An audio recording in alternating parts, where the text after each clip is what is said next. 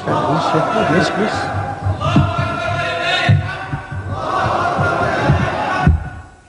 أعوذ بالله من الشيطان الرجيم بسم الله الرحمن الرحيم وقالوا لولا أنزل عليه آيات من ربه قل إنما الآيات عند الله وإنما أنا نذير مبين أولم يكفهم أنا أنزلنا عليك الكتاب يتلى عليهم إن في ذلك لرحمة وذكرى لقوم يؤمنون صدق الله العظيم. Monsieur le Président, mes chers frères et sœurs, le sujet est le Coran, miracle des miracles. Je viens de lire du Coran. Par la suite, j'expliquerai ce verset et ce qu'Allah le Très-Haut dit au sujet des miracles. Mais laissez-moi vous expliquer ce qu'est un miracle. Qu'est-ce qu'un miracle? Une mujisa. Un miracle, c'est une impossibilité. Quelque chose qui dépasse l'entendement humain, l'effort humain. Par exemple, l'un d'entre nous, au cours de cette rencontre, tombe inconscient et expire. On appelle un docteur qui confirme le décès de cette personne.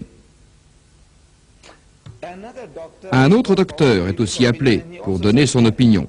Il confirme également la mort de cette personne, emporter le corps et préparer les funérailles. Mais arrive alors un homme qui se consacre à Dieu, qui voit l'homme mort, le cadavre. Il dit « Kum bismillah » éveille-toi, lève-toi, au nom de Dieu. Et la personne se lève, vivante et en bonne santé.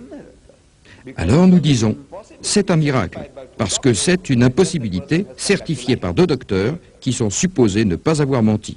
Un miracle. Mais supposez que l'homme était mort depuis 3 jours et mis à la morgue. Après 3 jours, quelqu'un vient, le corps étant devenu dur comme de la pierre, il frappe sur la caisse et dit « Kum bismillah » lève-toi au nom de Dieu. Et l'homme sort de chez les morts, de la morgue. Nous disons que c'est un plus grand miracle. C'est une plus grande impossibilité. Mais après que le corps a été enterré, qu'on a mis le corps dans la tombe, si quelqu'un crie « Kum bismillah » et que la personne se lève de la tombe vivante et en bonne santé, c'est un miracle encore plus grand. Plus c'est impossible, plus le miracle est grand.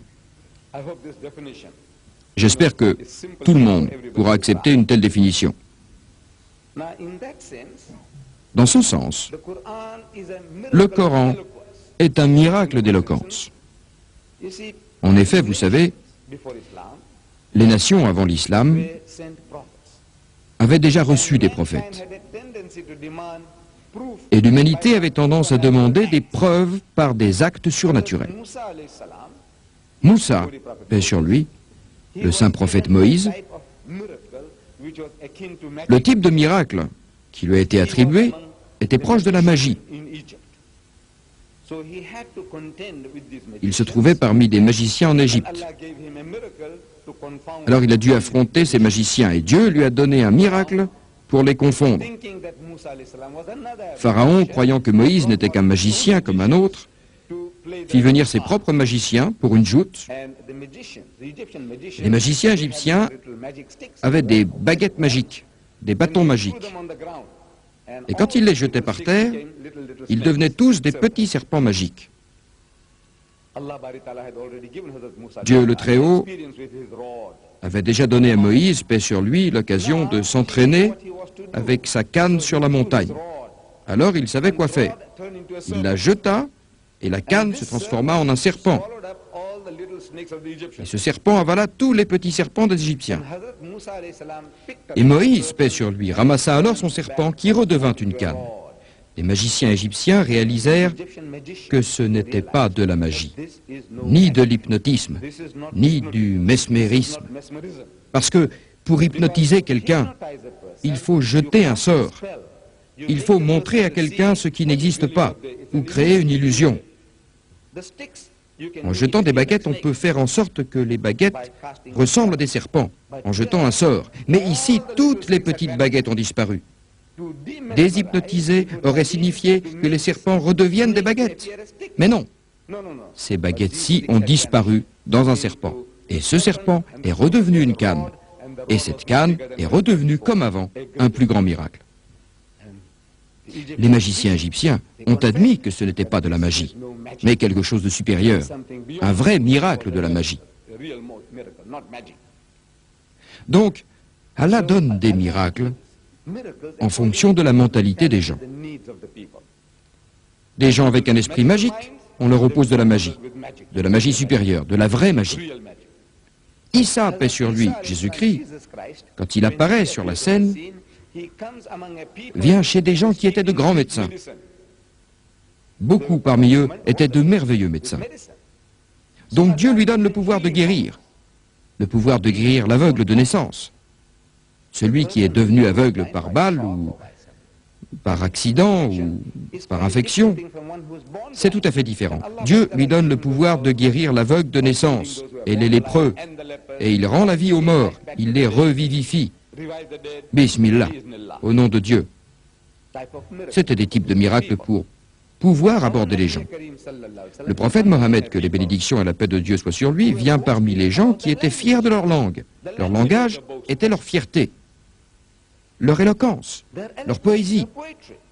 Il disait, nous sommes un peuple éloquent, nous sommes les Arabes, et le reste du monde est adjam, muet. Entrons en compétition, il se vantait. Nous, les adjam. Dans votre langue, combien de mots, de synonymes avez-vous pour le mot at? Peut-être une demi-douzaine. Vous voyez, nous en avons 100 dans notre langue. Et combien de mots, de synonymes avez-vous pour insi? N'importe qui pouvait répondre une demi-douzaine. Vous voyez, dans ma langue, nous en avons 100. Nous sommes un peuple éloquent et vous, vous êtes muet, adjam. Donc, quand vous allez chez un tel peuple, le plus grand miracle qu'il donne est le Coran.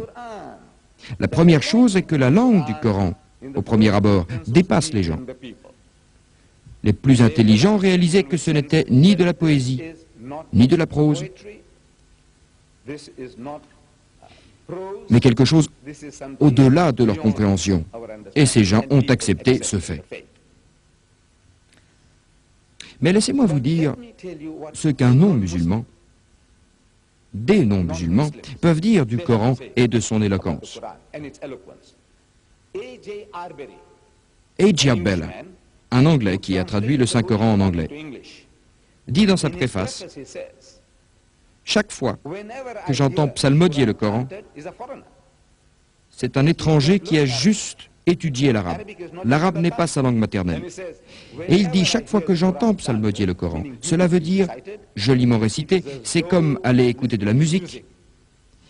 Et le rythme de cette mélodie fluide, la descente répétée, les coups insistants du tambour, ce sont comme les battements de mon cœur. On ne peut pas s'empêcher de respirer plus fort sur les ondulations du Coran. » Le révérend Buster Smith, un missionnaire chrétien, qui a écrit un livre sur Mohammed, le mohammédanisme, dit dans son livre sur notre prophète,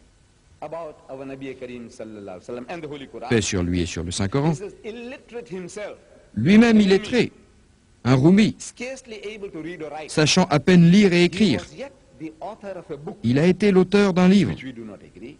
Nous ne sommes pas d'accord. Le prophète, que les bénédictions et la paix de Dieu soient sur lui, n'est pas l'auteur du livre. Mais il dit, selon sa croyance, que Mohammed, paix sur lui, est l'auteur de ce livre. C'est un poème, un code de loi, un livre de prière et une Bible tout à la fois. Et aussi la référence jusqu'à nos jours pour un sixième de toute la race humaine. Un miracle. Un miracle dans la pureté du style, dans la sagesse et la vérité. C'est un miracle revendiqué par Mohammed, un miracle renouvelé tous les jours, l'appelle-t-il. Un miracle vraiment, sans aucun doute, c'est un miracle. Et lui-même certifie que c'est vraiment un miracle. Et Dieu attire votre attention. Ceci, je vais le lire dans le Saint-Coran, sourate de l'araignée, chapitre 29. Dieu dit, et ils disent, pour les complices, s'il n'y avait pas un signe, un miracle, une mujiza, donné par son Seigneur, c'est une demande. Ils avaient entendu parler des miracles de Moïse, ils avaient entendu parler des miracles de Jésus, maintenant ils veulent une performance similaire du prophète de l'islam. Ainsi, par exemple, ils demandaient au prophète Mohammed un numéro remarquable. Ils pensaient se moquer de lui. Ils disaient, « Regarde Mohammed, tu dis que tu es un prophète de Dieu, pourquoi ne fais-tu pas de miracle? Comme les prophètes anciens, comme cette montagne d'Uhud, un peu plus loin que la Mecque, pourquoi ne la changes-tu pas en or? Alors nous saurions que tu es un vrai homme de Dieu. » Ou « Élève une échelle jusqu'au ciel, monte dessus et rapporte-nous un livre. Alors, nous admettrons que tu es vraiment un messager de Dieu. Ou fais couler un fleuve dans le désert, alors nous croirons que tu es quelqu'un auquel nous pouvons nous fier. » Et ils disent, en réponse à cela, Allah lui fait dire,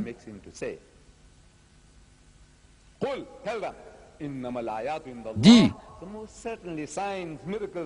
les miracles sont dans la main de mon Seigneur, dans la main de Dieu. Je suis seulement un messager droit, simple, un messager. Si ça ne vous suffit pas,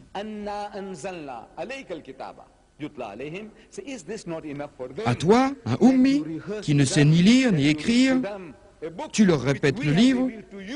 Si ce n'est pas assez comme miracle, vous connaissez cet enfant, Mohammed. Il a grandi sous vos yeux. Et jusqu'à 40 ans, il était comme un de vos enfants.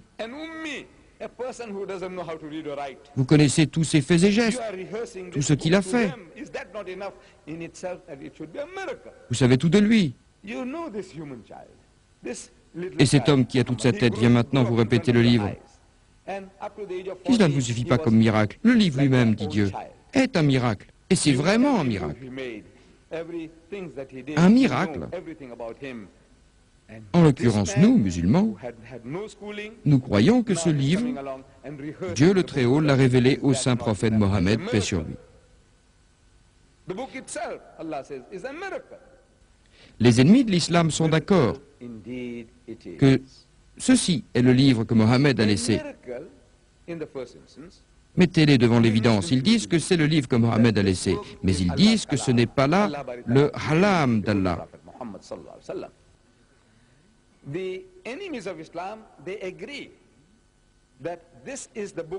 C'est l'intelligence de Mohammed, un homme très brillant. Ainsi, ils disent, il était un ummi, une personne instruite. J'admets que oui, mais n'était-il pas un homme intelligent, un homme éloquent, un grand penseur? Ah, vous êtes bien d'accord, il l'était. Il était exceptionnellement bon. Il était honoré. Ils ajoutent, voyons, pourquoi n'aurait-il pas su ressasser cette belle langue, ce qu'il a entendu autour de lui, la ressortir comme ça, comme une révélation? C'est lui qui a fait ça. Allah a témoigné lui-même pour leur répondre. Il dit, il ne parle pas de sa propre initiative, c'est une inspiration qui lui est venue. Il a parlé par mon pouvoir puissant. Nous croyons que c'est la parole de Dieu. Dieu en témoigne et nous aussi. Mais les autres disent, non, c'est l'œuvre de Mohammed. Alors je vous dis, mes frères et sœurs, pour un moment soyons d'accord avec les sceptiques, les cyniques et les critiques. Soyons d'accord avec eux et admettons que ceci est le livre dont l'auteur est Mohammed même. Il ne l'est pas, disons très bien.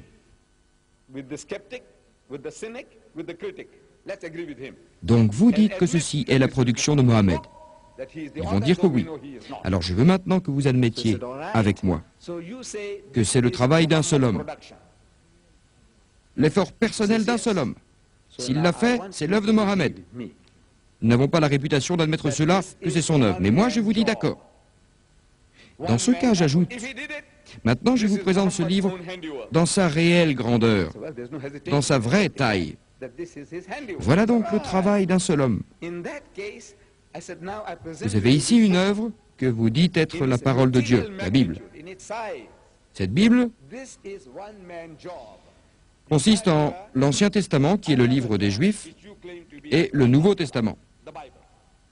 L'Ancien et le Nouveau ont été mis ensemble par les chrétiens. Le Vieux et le Nouveau ensemble. Cette encyclopédie, appelée la Bible, il y a 66 livres dedans. On pourrait appeler des sourates. Dans le Coran, il y a 114 sourates. Eux, ils ont 66 livres, grands ou petits.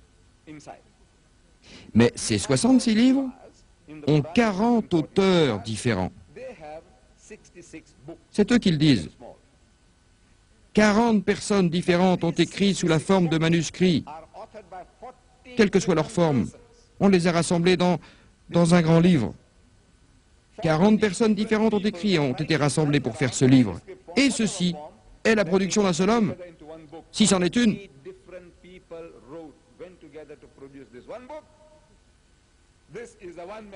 Je prends ces livres rassemblés dans la Bible.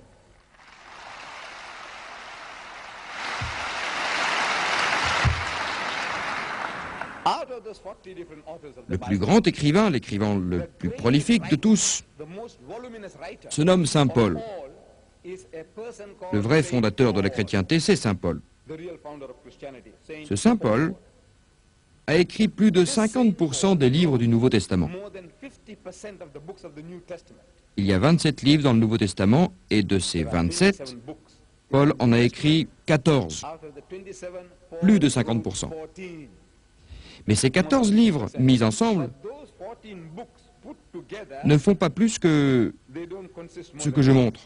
Là, pas plus que ça. 14 livres ensemble. Le plus grand écrivain, l'écrivain le plus instruit, 14 livres. Voilà le travail d'un seul homme. Cette grandeur physique, nous disons que c'est un miracle.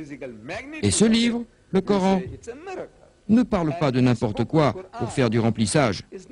Non, non, non, non. C'est de la matière très concentrée, écrivant à l'humanité sur tous les aspects de la vie, résolvant tous les problèmes pour l'éternité dans tous les domaines.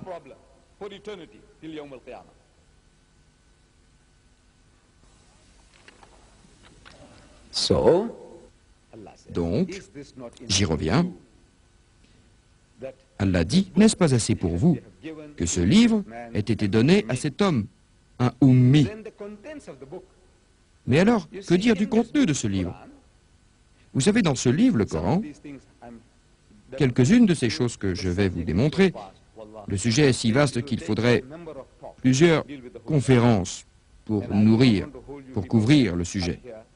Et je ne veux pas vous retenir jusqu'à minuit ou jusqu'au petit matin. Je ne peux pas.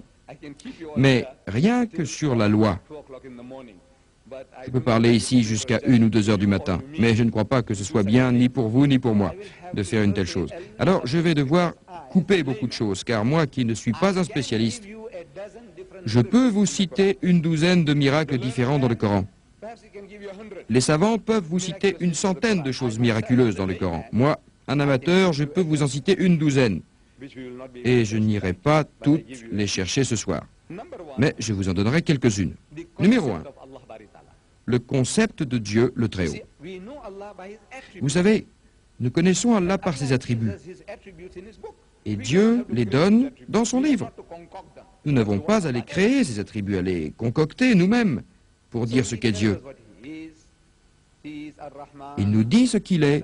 Il est Al-Haman, Al-Hamim, il est Al-Malik, il est Al-Qudus, il est Al-Salam, il est Al-Mumin, il est Al-Mu'amin, il est Al-Aziz, Al-Akbar, Al-Mutakhabir. Il les donne. Allah les donne dans son livre. 99 beaux qualificatifs. comme autant de jalons. 99 attributs dans toute leur gloire consacrée.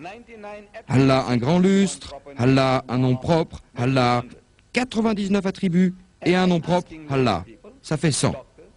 J'ai demandé à des gens instruits, des docteurs, des hommes de loi, des philosophes, quand j'en rencontre, dites-moi maintenant, j'aimerais savoir de votre bouche combien d'attributs croyez-vous pouvoir donner à Dieu. Allez, essayez. Essayez. Ils répondent, eh bien, il est notre Père qui est dans les cieux. Oui. Il est le Père aimant. Oui. Ne soyez pas timide. Quoi que ce soit, allez, n'importe. Il est juste. Oui. Il est saint. Oui. Il est miséricordieux. Oui. Allons, allons, allons, allons. Vous savez, le plus intelligent d'entre nous, le plus intelligent de l'humanité, le plus instruit d'entre nous, ne peut pas dépasser la douzaine. Il ne peut pas, avec toute son instruction. Imaginez plus d'une douzaine d'attributs. Avec tout son savoir, il ne peut pas. Moi, j'ajoute, vous voyez ce Ummi, si tant est qu'il ait fait ce travail lui-même, il vous en donne 99. On me répond, oui, mais Mohammed est un génie. Et un génie peut faire 10 fois mieux que moi. Il l'admet. C'est un génie. Et pourtant, ce n'est pas la parole de Dieu. Un génie peut faire 10 fois mieux que moi, je le concède. Ce Mohammed, un grand homme, n'est pas un prophète, n'est pas un envoyé de Dieu. Je dis d'accord, d'accord. Maintenant, regardez. Dans les noms que vous avez mentionnés, le premier est notre Père qui est aux cieux. En quelques essais, disons dans les 6 premiers, vous ne pouvez pas vous empêcher d'utiliser le mot « Père ». Ils disent « Notre Père qui est aux cieux ». Ce serait en son nom qu'ils le combattraient. Le Père aimant dans les cieux. Dans les 6 premiers, il faut toujours que vous utilisiez le mot « Père ». Ils disent oui. N'importe qui essaie. Le Père est donné bien avant tous les autres. Avec les chrétiens, c'est bien connu. Les Juifs l'appellent notre Père qui est aux cieux et les chrétiens l'appellent notre Père qui est aux cieux. Les communistes disent seulement Père. Et vous savez quoi? Dans la liste des 99, le mot Père n'y est pas. Ça, c'est un miracle. C'est un miracle que cette liste ait été constituée sur 23 ans. Alors que les gens parlent du Père qui est aux cieux, Père qui est aux cieux, aussi facilement que ça, lui, il ne le choisit pas. Il ne l'utilise pas. Consciemment ou non, il n'utilise pas ce mot. Mais nous savons bien que c'est voulu et que ce n'est pas lui, que c'est Dieu le Très-Haut. Il ne fait pas usage du mot Père alors qu'en arabe, c'est plus facile à dire que Rab. C'est le Seigneur aimant et pourvoyant aux besoins du monde. Rab, Rab, Rab. Et Rab, c'est plus facile. Rab en hébreu, tout comme en arabe.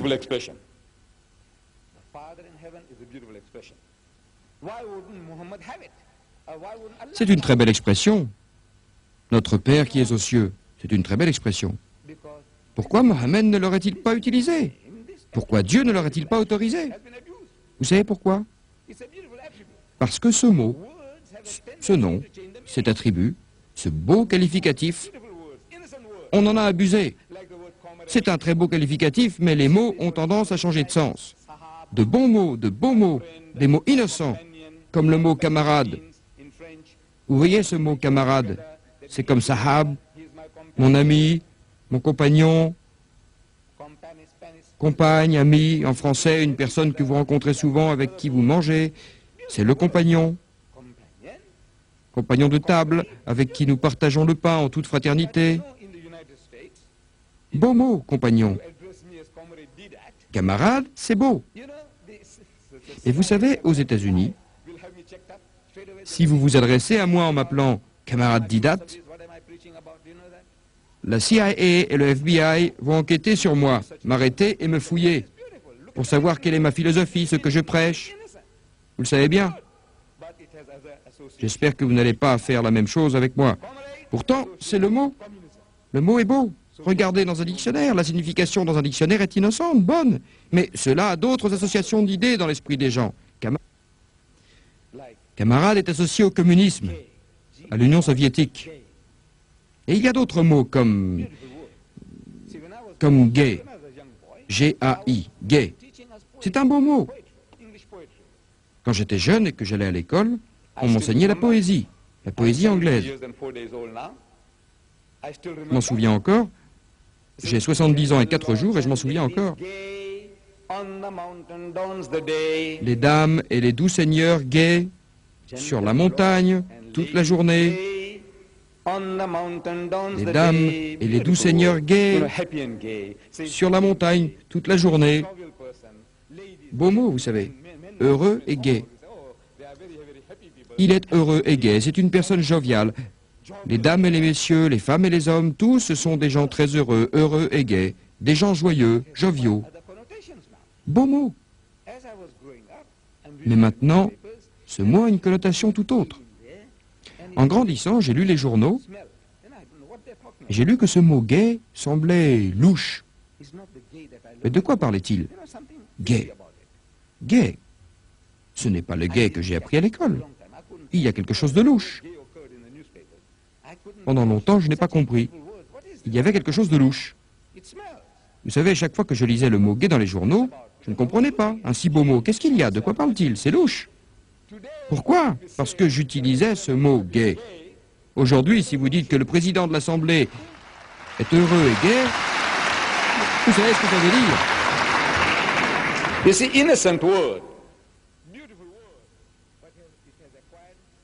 Vous voyez, des mots innocents, de beaux mots, ont une toute autre connotation. Dieu dit dans le Coran,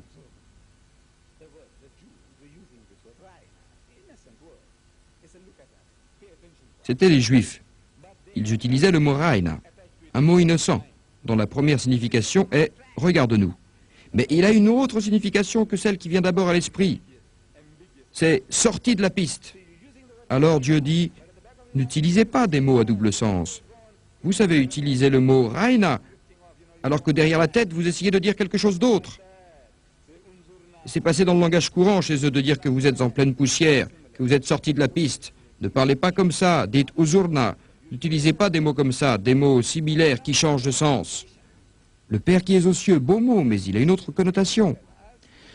Dans la chrétienté, ils nous disent que Jésus est le seul Fils engendré, non pas créé. C'est dans leur catéchisme. Les catholiques romains, les anglicans, les presbytériens, les luthériens, les méthodistes, tous, dans leur catéchisme, les principes religieux qu'ils diffusent dans la rue ou qu'ils enseignent à leurs enfants dans leurs églises, ils disent que Jésus est le seul Fils engendré, non pas créé. Ne vous méprenez pas, ce n'est pas comme Adam. Adam, paix sur lui, a été créé par Dieu. L'âne et le bœuf ont été créés par Dieu. Ils disent que Dieu est le Créateur. C'est lui qui nourrit et pourvoit aux besoins. Le Rabbalamin. Mais Jésus n'est pas comme ça. Il a été engendré, non pas créé. Et s'il y a un sens à ça, c'est quoi? Ils attribuent à Allah le Très-Haut une nature humaine, les lois et le fonctionnement du sexe. Et Allah réagit très fort dans la sourate Maryam. Et ils disent qu'Ar-Rahman, Dieu le tout miséricordieux, a engendré un fils. Dieu dit quelle abominable association ils commettent. C'est la pire des injures que vous puissiez trouver. La pire des injures. Vous voulez l'injurier? C'est la pire des choses que vous puissiez dire, qu'Allah a eu un fils. Vous lui attribuez une nature humaine, les lois et le fonctionnement du sexe. Le ciel en a presque craqué, et la terre va presque se fendre, et les montagnes s'effondrer.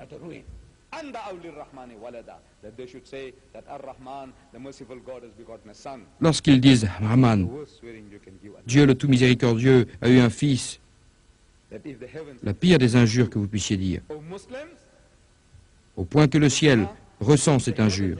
Vous les musulmans, si le ciel avait des sentiments comme vous, le fait d'entendre ce mot prononcé le ferait craquer.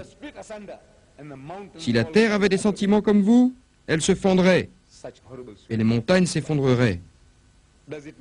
atomisé. Quelle injure horrible vous faites au Très-Haut. Est-ce que cela émeut les musulmans? Pas du tout. Cela n'émeut personne. C'est étonnant. C'est une situation étonnante. Vous voyez, dans le monde non arabe, les musulmans du monde non arabe, 90% des musulmans du monde ne sont pas arabes. Ils ne connaissent pas l'arabe. On nous a appris le Coran par la lecture, nous le lisons. Parfois, nous le lisons d'une façon bien plus belle que beaucoup d'arabes. Certains sont hafiz. Ils le connaissent en entier, par cœur. Mais nous n'en comprenons pas un mot.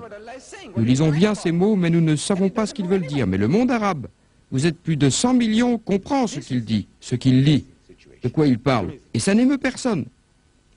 Ça, c'est une situation étonnante, une chose étonnante. Si n'importe qui d'entre vous, vous rentrez chez vous, et votre mère vous dit, le type d'à côté m'a insulté, comme ceci. Je ne dirai pas les mots, vous savez quoi. Le type là a insulté votre mère. Ou votre femme vous dit, tu sais, le type d'à côté, il m'a traité de tous les noms. Je vous le demande, pouvez-vous encore manger? Pouvez-vous dormir? Non. Ce qui se passe, c'est que vous voulez lui tirer dessus. Qu'il passe 2 semaines KO, lui faire sa peau, non? C'est ce qu'on ressent pour notre sœur, notre femme, notre fille. Et nous disons que nous aimons Dieu plus que tout cela. Et pourtant, quand ils l'insultent, qu'ils utilisent ces mots, rien, pas de réaction. Vous savez quoi? Ceux qui sont courageux, ce sont les autres. Nous sommes des morts vivants. Des morts vivants. Nous sommes sur le Sirat al-Mustaqim. Mais nous sommes des gens morts, nous sommes des morts sur la bonne voie. Les autres, les ennemis, ils sont sur la mauvaise voie, mais ils sont vivants. Ils sont vivants sur la mauvaise voie, et nous sommes morts sur la bonne voie. So Allah reacts. Allah reacts. Alors Allah réagit. Allah réagit. La pire des injures que vous puissiez dire, c'est cela. Nous, que faudrait-il que nous fassions? Je réponds à cela, leur parler, le leur dire. Je ne dis pas de les injurier, de leur tirer dessus, de les tuer, de leur envoyer la troupe. Non, non, non, non, non. Allah dit, emploie, toi, par la sagesse, par l'exhortation douce, à appeler les hommes vers le Seigneur. Discute avec eux sur un ton modéré. Dieu seul peut discerner ceux qui s'écartent de sa voie et ceux qui la suivent de près. Et moi j'ajoute, tendez un hameçon. Je vais en Occident, je vais en Angleterre, je vais en Amérique et je leur parle. Je leur dis, vous savez, l'anglais est une langue étrangère pour moi, et ça l'est effectivement, c'est une langue étrangère. Je l'ai acquise. Saviez-vous, parce qu'ils ont conquis mon pays et que je suis allé dans une colonie britannique. Alors ils m'ont appris l'anglais et je parle anglais. Si les Français avaient conquis mon pays, j'aurais parlé français. Si les Espagnols avaient conquis mon pays, je parlerais espagnol. Mais vous, les Anglais, les anglophones, vous avez conquis mon pays, alors vous m'avez appris à parler l'anglais, bien que ce soit une langue étrangère pour moi. Je voudrais que vous m'aidiez, c'est votre propre langue. Vous dites dans votre catéchisme, Jésus est le seul Fils engendré. Engendré, non pas créé. Je dis, s'il vous plaît, expliquez-moi ce que vous essayez de mettre en évidence. Vous voulez dire quelque chose de spécial? Vous voyez, je peux appeler ce jeune homme et dire, tu es mon fils, et je suis sûr que l'enfant ne se fâchera pas. Ni son père, ni sa mère ne se fâchera si je l'appelle mon fils. Et si quelqu'un me demande s'il est vraiment mon fils, je dois répondre non. Vous voyez, ce jeune homme, je l'aime depuis qu'il est enfant. Il vient me rendre visite comme un petit-fils, c'est pourquoi je l'appelle mon fils. Et il m'aime comme un père, ou comme un grand-père, ou comme un vieil oncle. Il m'appelle mon oncle ou grand-père, c'est la même chose. C'est une relation. Et si au lieu de cela, je réponds, oui, il est le fils que j'ai engendré, vous voyez ce que je suis en train de dire? Ce que j'insinue? J'insinue que c'est un enfant illégitime, et qu'il n'est pas le fils de son père, mais le mien, que je suis responsable de sa naissance. La pire des injures à faire, c'est ça. Si vous savez ce que cela veut dire. Donc, je veux simplement savoir sur quoi vous voulez mettre l'accent, c'est tout. Que pouvez-vous me dire, s'il vous plaît? Expliquez-moi. Par Dieu, je vous le dis, vous ne rencontrerez aucun anglophone capable de vous l'expliquer. Vous ne pouvez rien lui demander de plus difficile que de le supplier de vous expliquer ce qu'il essaie de dire, ce qu'il veut dire quand il dit engendrer, non pas créer. Que voulez-vous me dire par là? Comment cela se fait-il? Dites-le-moi. Celui qui s'est approché le plus d'une tentative de réponse, c'est un Américain. Vous savez, les Américains sont assez militants. Oui, il faut être entraîné, ils s'accrochent. Et les gens combatifs, c'est un bon matériau, c'est le meilleur matériau à battre. Pas diplomate. Ils battent la campagne, ils se battent sans vous donner des coups par derrière. Pas hypocrites, ils vont droit au but et mènent une bataille intellectuelle. Et les Américains sont bons là-dedans. Ils sont comme ça. Cet Américain, je l'ai rencontré alors qu'il visitait la mosquée. Il se trouve que j'étais avec d'autres dans la plus grande mosquée de l'hémisphère sud, dans ma ville, à Durban. J'ai discuté avec lui, et quand nous avons abordé le sujet, je lui ai posé la question, puisque je l'avais déjà posée, mais que personne ne savait y répondre. Je lui ai demandé à cet Américain, que voulez-vous dire quand vous dites engendrer, non pas créer? Voulez-vous bien m'expliquer? Il a dit oui, cela veut dire qu'il descend de Dieu. Quoi? Il dit, je ne veux pas dire cela, mais puisque vous me demandez ce que cela veut dire, je vous le dis.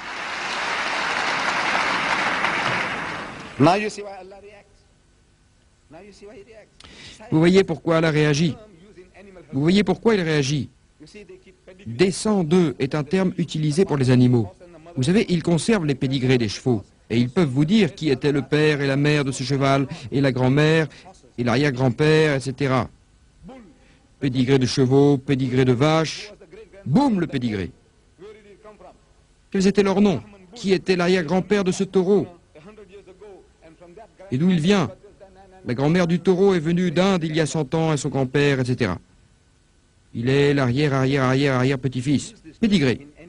Ils utilisent ce terme dans la généalogie des animaux. Descend. Ce taureau descend de tel taureau. C'est ça. C'est vraiment louche, ce que cela veut dire. C'est le terme consacré. Ce terme de père n'est pas dans le Coran. C'est un beau mot, mais il n'y est pas. Je vous dis que ça, c'est un miracle. Les 99 noms sont des miracles. Et si vous voulez les compter, comptez-les. Le miracle, c'est que les communistes les plus incroyants, qui aient été depuis plus de 23 ans, ne le comprennent pas. Et Dieu en a fait un mot interdit. Ne l'utilisez pas. Rab, c'est Rab, pas Ab. Un miracle. La substance du message. Dieu dit. Un autre exemple que je vais vous donner.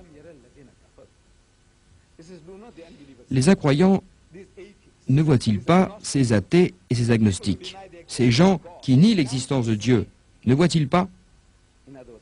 En d'autres termes, Dieu s'attend à ce qu'il voit, à ce qu'il puisse voir, être témoin, que le ciel et la terre étaient soudés à un moment de la création et que nous les avons séparés. À qui parle-t-il? À qui s'adresse-t-il? Au Koufar? Au Koufar il y a 400 ans? Non. Que pouvaient comprendre ces pauvres hommes? Par Dieu, que pouvaient-ils savoir de l'univers, de la création du ciel et de la terre? Que savaient-ils? Ils ne faisaient qu'accepter ce que Dieu disait. Si telle était la parole de Dieu, nous entendons et nous acceptons, nous croyons. C'était là l'iman, la foi qu'ils avaient. Ils ne savaient rien du crash. Dieu ne s'adresse pas aux pauvres incroyants du temple de Mohammed ou aux incroyants du Congo ou aux Esquimaux qui peut-être ne croyaient pas en Dieu. Non. Il parle aux scientifiques, aux hommes instruits qui n'expliquent pas au monde la pureté de la création. Que ces astronomes avec des télescopes puissants qui regardent l'espace et analysent les mouvements dans le ciel et qui vous en parlent comme s'ils l'avaient fait, comme si c'était eux qui avaient voulu assembler tout cela et qui avaient conçu l'appareil, qui l'avaient mis en marche, l'appareil de l'univers. La façon dont ils en parlent, c'est comme si c'était eux qui l'avaient fait. Des gens aussi importants, avec autant d'instructions, disent que cet univers a commencé à exister par un Bing Bang, il y a des milliers d'années.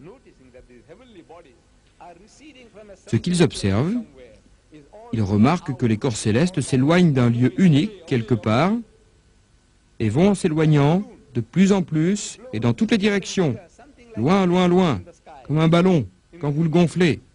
Il devient de plus en plus gros, c'est quelque chose comme cela qui se passe dans le ciel. Cette galaxie, le fait qu'elle s'éloigne de plus en plus vite,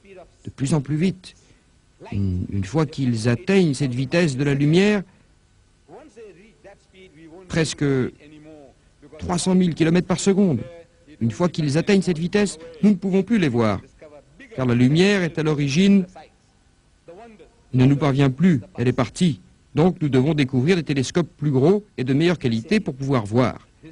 Ils se demandent comment ne pas rater le coche. Donc vous voyez, cet univers a commencé d'exister par un Big Bang. C'est la théorie du Big Bang. Qui dit ça? Les scientifiques les plus instruits, les astronomes. Mais d'où ont-ils tiré cette drôle d'idée? Ce conte de fées du Big Bang. Non, non, non, non, non, ce n'est pas un conte de fées, c'est un fait démontrable. Nous pouvons le démontrer. Vous montrer ce qui arrive et de là, nous pouvons tirer des corollaires. Si nous avions une caméra et que nous la mettions dans l'univers, ici, pour voir ce qui se produit et qui ne reviendra pas, les corps qui sortent, le ballon, si on pouvait le dégonfler, on verrait qu'il reviendrait au point initial. Donc, il y a eu un Big Bang. Quand a-t-on découvert ça? On vous répondra hier, parce que 50 ans, c'est hier pour l'histoire de l'humanité. Qu'est-ce que c'est 50 ans? Rien du tout. Un homme illettré dans le désert, une personne qui ne savait ni lire, ni écrire, une personne qui ne savait pas signer son nom, ne pouvait pas connaître ça, n'est-ce pas? On va vous répondre, non, impossible, un tel homme ne connaissait pas l'astronomie, n'avait pas les instruments nécessaires, n'avait pas de télescope, rien, dans le désert et parmi des gens illettrés. Et il vous le dit, cet homme du désert, il y a à peu près 1400 ans.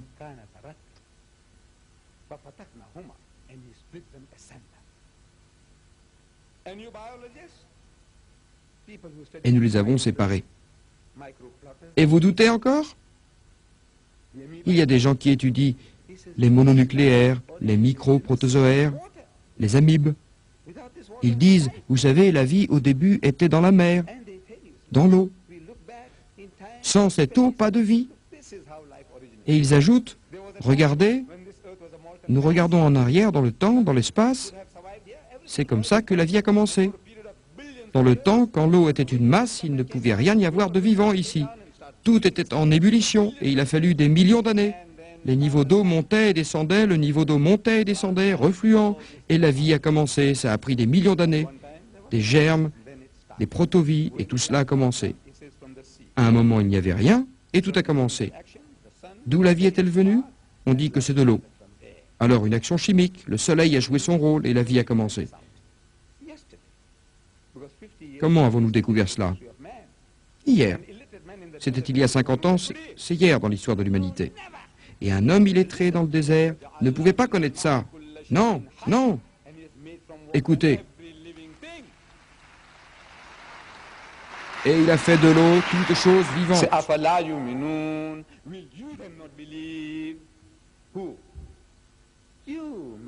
Ne croirez-vous pas? Qui? Vous, les scientifiques, vous, les gens instruits, vous, les koufas.